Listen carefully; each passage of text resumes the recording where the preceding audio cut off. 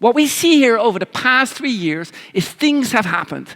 Things that we cannot ignore. Every year a massive change has occurred. One after another. And if you even open up your news app today, you're going to be overwhelmed with this. We as marketers and salespeople cannot just look at that and go like, it will be all right. It won't be. We have a role to play. Over the past years, decades have happened. But also, we have learned decades worth of content. We have learned the knowledge of decades in these simple 3 years. This is what we're going to use. What you'll see here, Seth Godin has a book about this, but what you see here is this squares that I represent is the amount of communities that we're participating in. This is not an academic research. I'm not trying to point out how big or how small it are. I'm just pointing to you a lot of communities that we're a part of. You're part of your community at work. You're part of community that's direct family, your brothers, your siblings, your children, and so on. But you're also part of many other communities. You may be part of the gym. You may have coffee every now and then with somebody. There's a lot of these subcultures that you're part of. And before there was COVID, this was that picture. But then COVID happened. And as COVID happened, it took over some of these communities because we could no longer have coffee with each other. We could no longer hang out as friends. And as you see the before and after picture, you start to see friends and family, indirect family, really got cut out of that.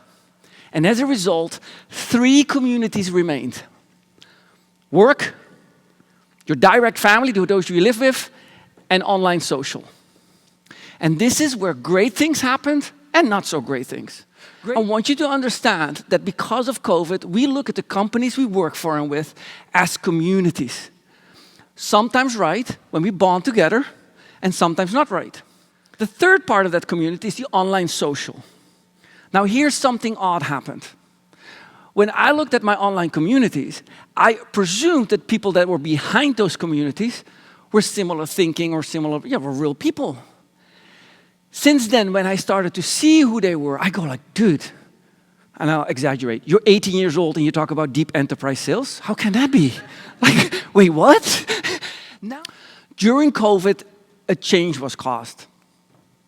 Now, what we noticed that we as community, we as human beings, we thrive on communities. The way we think about communities and the way they influence our lives, they make us more happy. Your happiness is a direct reflection of the communities that you're part of. If you're part of a number of great communities, you're going to be happier. Communities generate such an emotion in your brain that the absence of communities actually will cause you physical harm. You will feel a physical pain. We human beings use our prey drive, but to us it's called survival instinct. And where the survival instinct comes from is as follows. When we believe that we are under threat, fear is looming, we naturally start to create a community. Human species survival is not based because we swim deeper than a shark. It's not based because we can outrun a lion. It's not based because we are stronger than an elephant. None of that. Our sole reason that we really are flourishing in today's world is because we become a community. We build a village, we open up a church, we add the soccer field in Europe to it, right? And so on. We build that community, and that community becomes strong, that can defend itself. And this is instigated by the signal that fear, something is happening. What this fear is doing, it is triggering us to become a part of a community. It is triggering us to group up with equally minded people. So we can build walls, so we can build castles, so we can protect our fields. So I'm going to bring this in the best way I could, cartoon style. Once upon a time, there was a man in a van. And that man experienced that crowds, when they are together, unleash like a secret ingredient within each other. COVID came and told us all to go to our own room, told us to do our own thing. And we felt all alone.